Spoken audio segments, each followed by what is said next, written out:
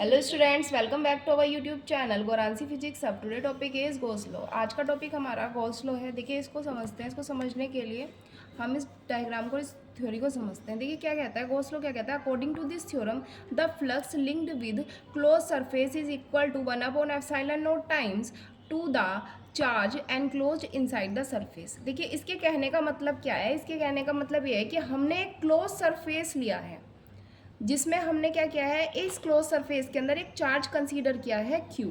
अब देखिए इस क्लोज सरफेस से क्या होगा, इलेक्ट्रिक फ्लक्स पास आउट होगा। ये ऐसे करके इलेक्ट्रिक फ्लक्स पास आउट होगा, ऐसे ऐसे ऐसे।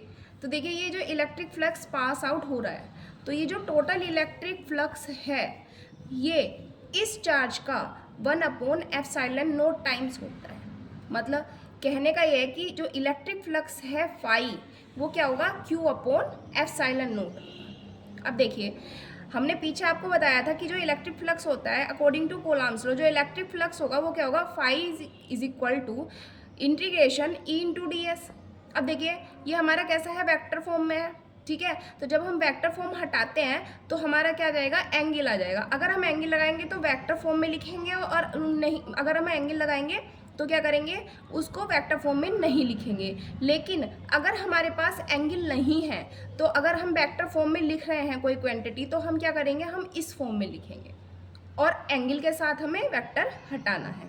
तो देखिए यहाँ पर हमने वेक्टर हटाया तो क्या करा, कॉस थीटा, यहाँ पर एंगल आ गया। अब देखिए कॉस थीटा कैसे आया। देखिए यहाँ पर जो इलेक्ट्रिक फील्ड की डायरेक्शन है और जो हमारा वेक्टर एरिया है वो क्या है, हमारा सेम डायरेक्शन में है।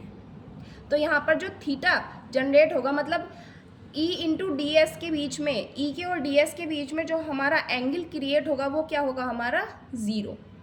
तो थीटा की वैल्यू हमारी यहाँ क्या हो जाएगी, 0 हो जाएगी। तो देखिए क्यों, क्योंकि when E and ds are both in same direction to the angle between them is 0। तो E और ds क्या है, सेम डायरेक्शन में है, तो इनके बीच का जो एंगल होगा वो क्या हो जाएगा, हमारा 0 हो जाएगा। मतलब थीटा इज इक्वल टू 0। अब जब हमारा थीटा 0 है तो हम क्या कर देंगे, अपना इक्वेशन नंबर 1 में इसको पुटअप कर देंगे। तो देखिए इक्वेशन नंबर 1 में पुटअप करेंगे तो क्या आएगा, electric flux is equal to in close integral E/ds cos theta. तो थीटा की जगह क्या करना है, 0 रखना है, तो E/ds कॉस 0। अब देखिए कॉस 0 की जो वैल्यू होती है वो क्या होती है, हमारी 1 होती है। तो हम क्या कर देंगे, electric flux close integral E/ds cos 0 है, तो इसकी जगह क्या आ जाएगा, हमारा 1 आ जाएगा। तो हमारी वैल्यू क्या बचेगी, E/ds। तो देखिए अब हम इसका इंटीग्रेशन करेंगे तो E हमारा बाहर आ जाएगा और क्लोज इंटीग्रल ds, तो E की वैल्यू क्या होती है, KQ/r²। हमने KQ/r² रख दिया। अब हमें क्या करना है, हमने जो हमारा एरिया वेक्टर है उसकी भी क्या करनी है, हमें इंटीग्रेशन करना है। तो देखिए क्या होता है, इसका एरिया क्या होगा, 4πr²। तो इंटीग्रेशन करेंगे हम इसका तो क्या जाएगा, 4πr²।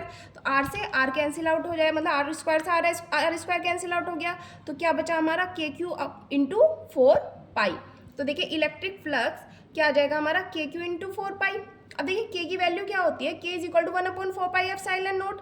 अभी आपको पीछे बताया गया था जब कूलम्ब्स लॉ कराए गए थे, क्या था, k इज इक्वल टू 1/4πε0। तो क्या आ जाएगी, k की वैल्यू को हम क्या कर देंगे, 1/4πε0 रख के 4π से 4π कैंसिल आउट कर देंगे। तो क्या आ जाएगा हमारा, electric flux is equal to Q/ε0।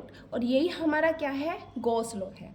अब इस गॉस लॉ को हम क्या करेंगे, phi electric flux is equal to Q/ε0 से डिनोट करते हैं। Thank you.